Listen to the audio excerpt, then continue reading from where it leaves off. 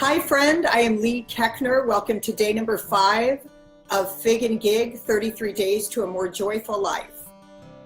I'm so happy you're here with me, and I just want to acknowledge you for taking this time for yourself. We can get caught up in the story that we're too busy to do this or too busy to do that, but actually this is the most important work I think that we can do while we're on the planet.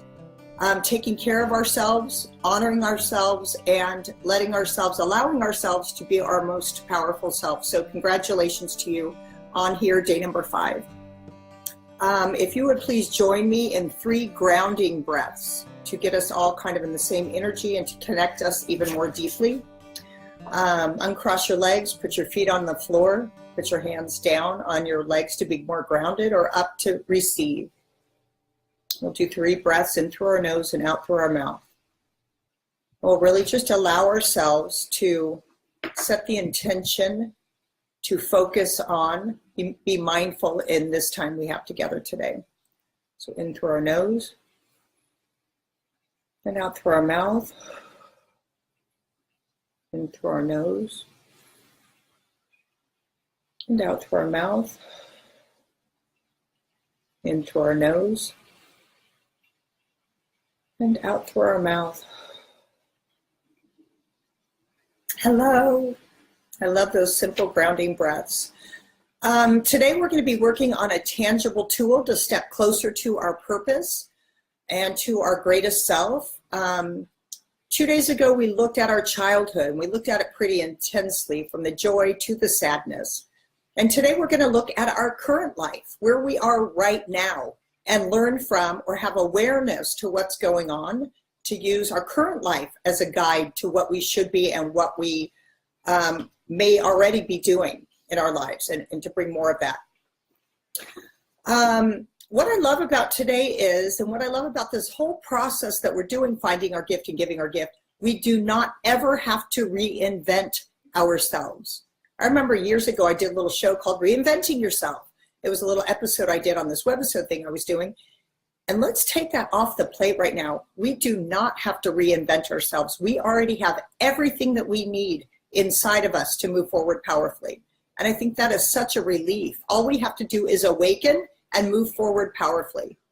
I went to the University of Santa Monica and I got my master's in spiritual psychology. It's a 2-year program. And when that program ended, I thought, what am I going to do now? Am I going to be a psychologist? Am I going to be a life coach? Those don't feel right for me. What am I doing? And I kind of had this angst, as opposed to thinking, wow, I just got myself so many more tools that I can relax into using, as opposed to trying to find the exact thing. Shortly thereafter, I went to this little thing in Aspen that my friend put together. And this man got up on stage and spoke, and he was from Venice, and he looked kind of cool and whatever. And I thought, like, what is this kind of funky cool guy going to talk about? And he talked and said some of the most powerful things I've ever heard. And the thing that stood out to me the most was, do what you know. And that was right after I graduated, and I was trying to think who I was going to become from these new tools I got. And he said, do what you know. And I paused and I thought, well, what do I know? I mean, what the hell have I been doing? I've been at home with kids for the last 18 years while everybody else is out building their careers. And then when I got quiet, do what you know. Do what you know. What do I know? I know parenting. Do I know it perfect? Am I the best person? Am I an expert? Hell no. And I'm not sure I ever want to be the best or perfect or the biggest expert. But what I do know is I'm present. And I do know I'm aware of when I've screwed up. And I do know I'm really aware of what I did to make it better. And what I did to heal the old hurts. And how I'm connecting with my children in a new and powerful way. So as I allowed myself the gift of acknowledging what I have done, even though I used to think it was nothing and I missed out on everything because I've been home with these damn kids, when I reframe that, what have I been giving my attention to? And how can I use that powerfully to move forward without trying to be or do anything more than I already am? I got a phone call from this fellow that I met while I was having a martini. His name was Punacham Machi, or Machi. I don't even know how to say his last name that well. But Punacha calls me and said, I met you and you were so authentic and you knew who you were and you spoke so refreshingly about parenting. I want to ask if you'll be the parenting expert on Deepak Chopra's new global well-being app, Jiyo, Jiyo, Jiyo. And I was like, what, me? In my small pea brain thinking. And he said, we've had so many people step up to be our parenting expert, but you're the first person not stepping up or trying, you're actually living what we hope for people to learn. Will you share your principles of living with our audience? And I was like, hell yes, I will. And I ended up shooting like 87 videos for Jiyo, which if you go on the Jiyo app, I'm one of their experts if you look at their experts. So I gave myself the gift of looking where I am today, looking at what I've been doing with no judgment, because when I started to judge it, I shrunk and I got down on a low energy level. I actually looked at it with a wide open eyes and heart. And I thought, what have I been doing? I've been raising human beings, but not only that, I've been raising myself. I've been healing myself, and I have been learning from these human beings in my home. And that is a gift that I can give other mothers. So allow yourself, you guys, during this process today, to know what you've been doing is meaningful. And in what you've been doing are the clues of what you can do or how you can powerfully move forward. I love that so much, that freedom. This man got up and he talked about this same guy who gave me that do what you know. He talked about that he knew this tagger who was one of the biggest taggers ever in Los Angeles, so talented with his work, and people hired him to tag their walls. And he got, what happened to this tagger? I haven't seen him around. And somebody said he got ALS. The guy went to visit him in the hospital. The guy had, is that what it's, Lou Gehrig's disease? Is that what it's called, ALS? And the guy went to visit him in the hospital, and his disease had progressed so greatly that guy couldn't even speak. He went to see this tagger who moved with his hands and spoke with his heart, with his art. And now he's like, his body doesn't move and he's in the bed and he could only see him through his eyes. And he was trying to communicate with him and he was just looking at him. And he was like, man, I can't believe you're in this bed and you're such a gift and you're such an artist. Like, how can I help you? And all the guy could do was blink. So the brother was there and he said he'd have to blink like 20 times to say a specific word. And he sat there and he wasn't a scientist. This was this Venice kind of cool entrepreneur guy. And he said, I lay there watching my friends suffer and I thought, how can I help them? So I went and found the best guy who helps people with ALS. And I said, how can we create something, a pair of glasses with a scanner in it, so when he moves his eyes a certain way, it does a whole word. He doesn't have to spend 30 minutes blinking out one word. He actually got these glasses created for people stuck in bed who can only use their eyeballs, and this code. So just from seeing what was in front of him, he went to the experts and put them together to fill this niche. I got to find out that guy's name because it was so amazing. And then he talked about hearing about these kids who their limbs are getting blown off in war-torn countries, but it costs $50,000 to get a prosthesis, is that the right word, to help these kids. So he found this company that can actually print out for 20 bucks a plastic limb, kind of like a print machine, but it actually prints out items. And he got this machine and he went to the war-torn countries and he printed out these limbs just from taking pictures and sizes. So this guy's changing the world with simplicity and not making it big or hard, finding the people who do it and bringing them together. So it was so inspiring to me that he said, do what you know, do what's in front of you. Okay, I'm gonna read from this book that I got a while back. It's called The Path. It's kind of a Christian-based book, but actually it speaks to just everyone. I wanted to read to you what this gal said. Looking at your gifts today. One of the reasons many of us don't recognize our gifts as gifts is because they come so natural to us. The concept that we must earn a living by sweating of our brow and or put your nose to the grindstone contributes to our overlooking the fact that our destiny can actually involve doing something that we love to do or that comes easily to us. When people say, oh, you're so good at this or you're so good at that, we often automatically dismiss it. Dismiss what may be profound perceptions on their part. And then here's two examples. The famous Santa Fe artist and woodcarver Ben Ortega was a former farmer who as a hobby used to carve wooden saints. One day at the community held a fundraising craft fair and he donated one of his hobbies, carving of St. Francis. So many people ordered the piece that he had to quit farming and take up carving full time to meet the demand.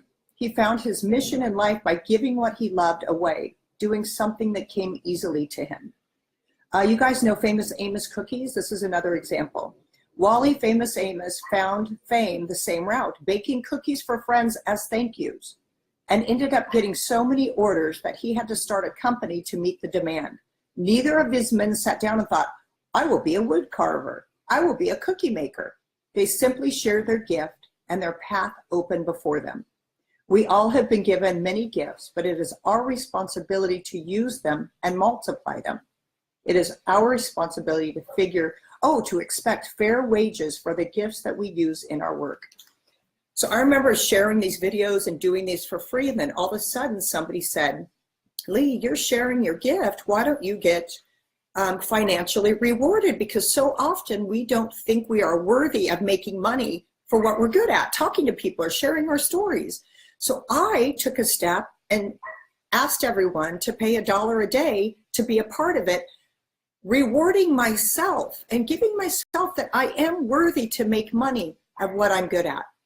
So whatever you're grappling with or you're noodling with, know that you're worthy to be rewarded abundantly for it. And I look forward to writing books and going out to speak and giving this on a big platform and being abundantly rewarded by God and by the universe for stepping fully into why I'm on the planet.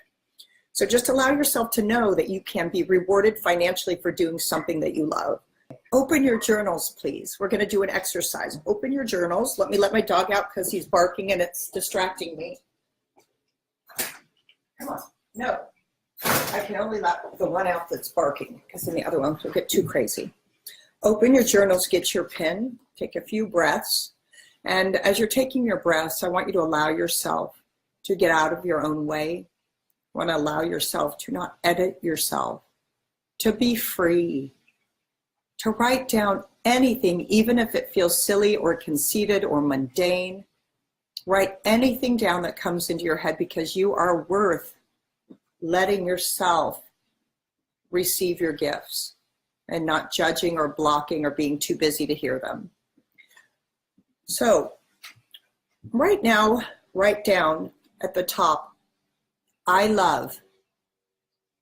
And then we're going to just let a few things flow out. What do you love?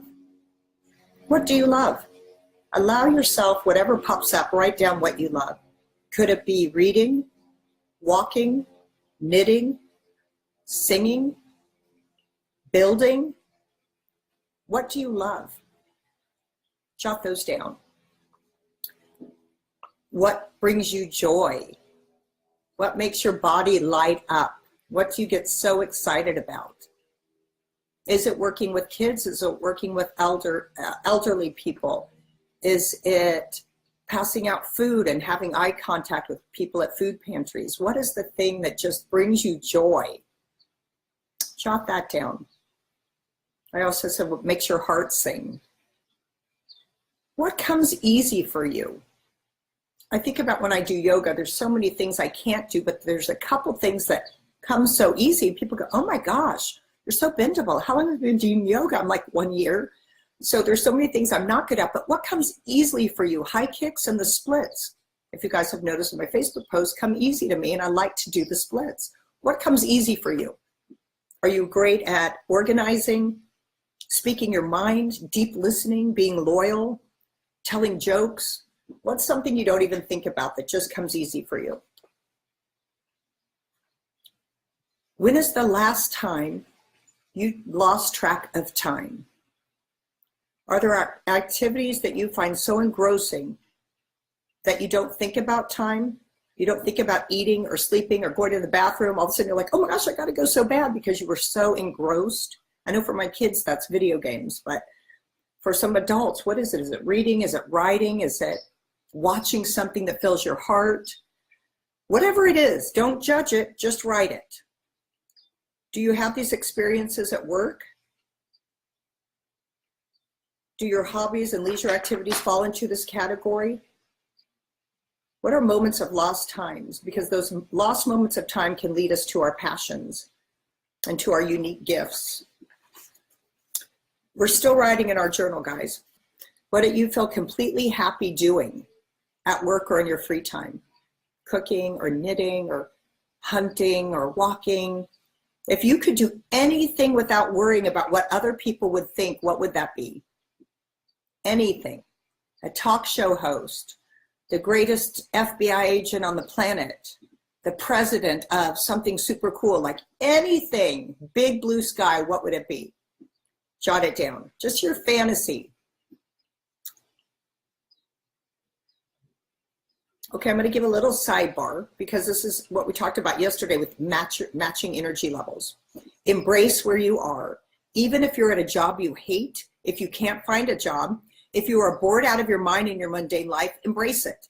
Hating what you do, you're also damaging your body, your spirit, your soul.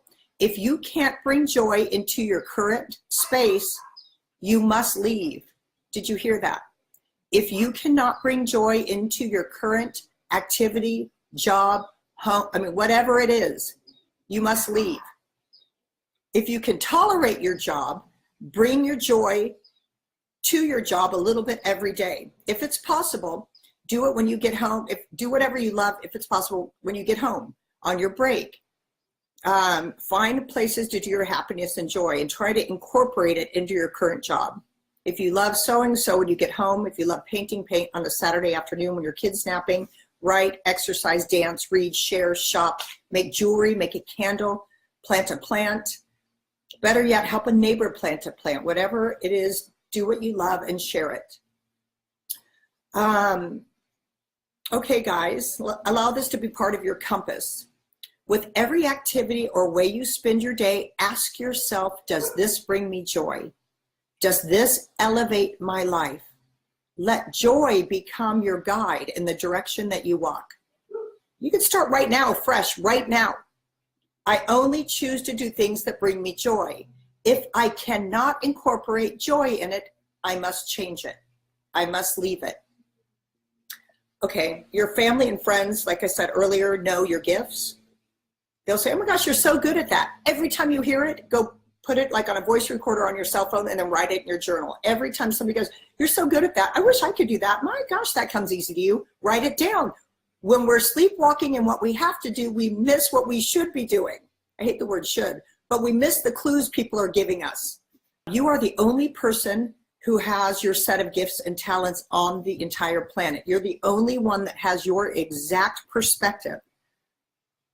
You can get the job out of everyone else when you are using your greatest gifts and moving in joy. When we're moving out of joy, 100 people apply for the same position. Who cares who gets it, because everyone's out of line with what they should be doing and they're going to sit in a cubicle and get fat and hate life. I just made that part up, but when you're in your joy and your power is when you're going to get the thing.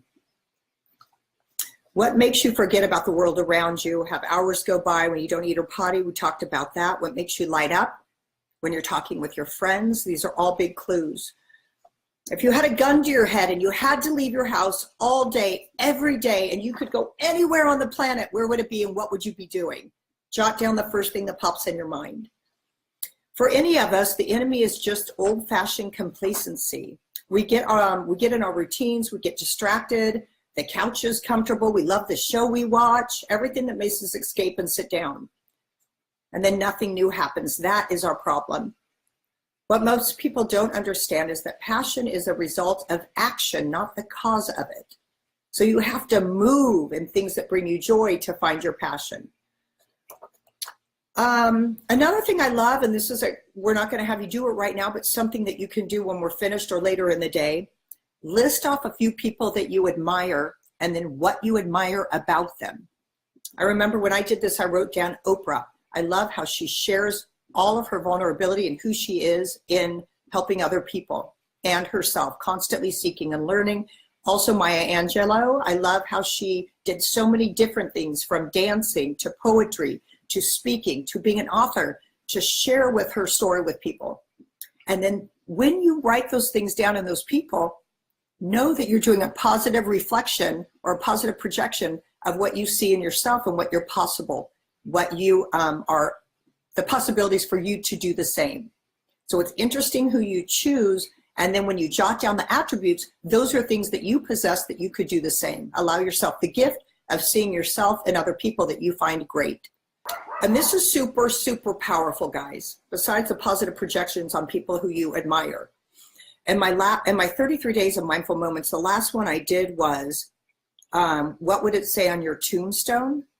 And write really quickly your life story. And I think mine came down to 15 chapters, and I'm going to share them very quickly with you so you can think about this, because once we have the end of our story, we can get the steps to get there, if that makes sense to you. Chapter 7 was Leigh tries hard and pushes to get her own show on the air, even though she isn't even sure if that's what she wants. Chapter 8, Leigh goes to spirit school to find out who she is and why she's on our planet. Chapter 9, Leigh goes to God more often, is committed to having fun and continues to heal. Chapter 10, Leigh lets go of her story to have her own show and shares up with God to share her gifts, how he might have her share them. Chapter 11, Leigh is having a blast and doing what brings her joy and living her dream. She knows who she is. Chapter 12, Leigh writes her first New York Times bestseller, travels the world speaking about happiness and joy, has a hit show and touches millions of people with her human compassion balls, and she's grateful. Chapter 13, there's only these last three.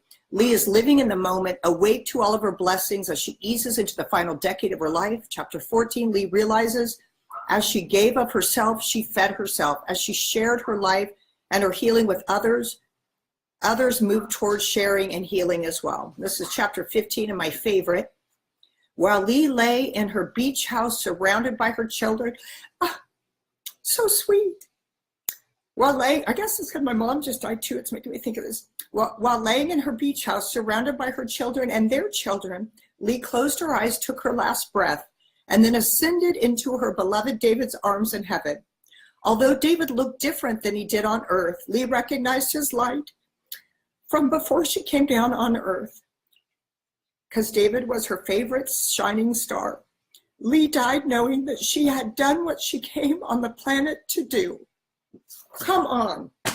So I can take that chapter, take a few chapters back, and there's my next steps to living my glory. Allow yourself to picture your death. Who's around you? When you look in their eyes, what's reflected back to you? What is the story and the legacy you're passing on? Think about those things. Look at now. See what brings you joy. Look at what people have told you in the past and write your tombstone and go back a couple of chapters. And that's where we start. So I'm going to start with writing my book, my New York Times bestseller, to get me out and speaking, to sharing on a really big platform. Do you see, you guys? That's where I am now and what I can see. Now I'm going to take the steps to what I can see. Yes, your homework. I want you to answer a couple of the questions that we didn't dive into today. And I also want you to go back to those words and deepen into them. If you wrote, you like discovering, or you're imaginative, maybe you're going to be a pioneer, an explorer, a discoverer, and an inventor, a visionary. If you wrote down that you are good at supporting others and helping and nurturing, maybe you're going to be a caregiver, a counselor, an advisor. If you wrote down that you like to express yourself with writing or illustrating, acting or speaking, maybe you're going to be an artist, a writer, a performer, an actor, musician. If you're organizing or managing and constructing, maybe you're going to be a planner, designer, builder, organizer, manager. If you're adventurous and hunting, protecting, guarding, maybe you're going to be a warrior, a cowboy, or protector. So take the words you think and think what kind of job description that those can fit into. And there are some real big steps for you guys to do in this one day. In one day, we can change our lives. In 1 minute, we can have a shift of perception of what our life is. So I allow you to know that this day, you can shift yourself greatly. Be aware of who you are, what you've done, what you know, and use it to move forward powerfully. Remember that you already have everything inside of you that you need to succeed.